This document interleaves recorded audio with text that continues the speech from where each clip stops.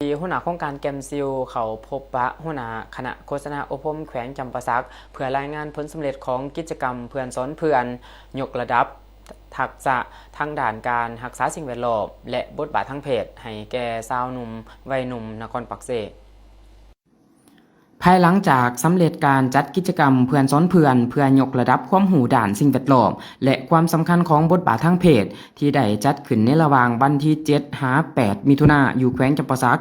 ท่านนางบัวค่ำดวงปัญญาหัวหน้าโครงการแกมซิลองค์การแคนานาศาสตร์ประจำสาธารณรัฐประชาธิปไตยประชาชนลาวพร้อมคณะ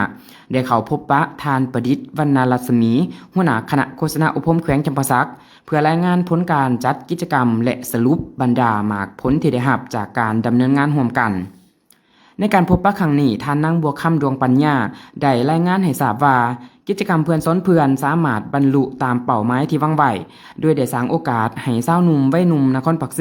ได้เรียนรู้และแลกเปลี่ยนประสบการณ์เกี่ยวกับการอนุรักษ์สิ่งแวดล้อมการคุ้มครองและแยกขี้เหงื่อการฟื้นฟูสิ่งแวดล้อมรวมทั้งการรับรู้บทบาทของหญิงชายในการร่วมรับมือกับการเปลี่ยนแปลงสภาพดินฟ้าอากาศ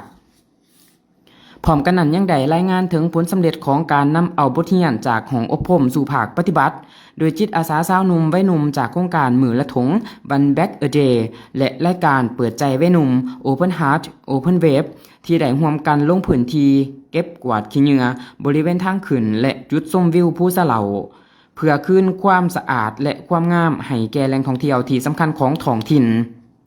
ท่านประดิษฐ์วรรณรัศมีได้แสดงความยินดีและชมเชยต่อหมากผลของการดำเนินกิจกรรมพร้อมทั้งยกย่องจิตใจอาสาของสาวหนุ่มวัยหนุ่มที่ได้มีส่วนร่วมอย่างต่างหน้าในการสร้างสังคมสีเขียวและน่าอยู่พร้อมนั้นยังได้แสดงความขอบใจต่อโครงการแกมซิลและองค์การแคนานาศาสตร์ที่ได้ร่วมมือกับคณะโฆษณาอบรมแขวงในการสร้างพื้นที่การเรียนรู้และพัฒนาศักยภาพให้แก่คนรุ่นใหม่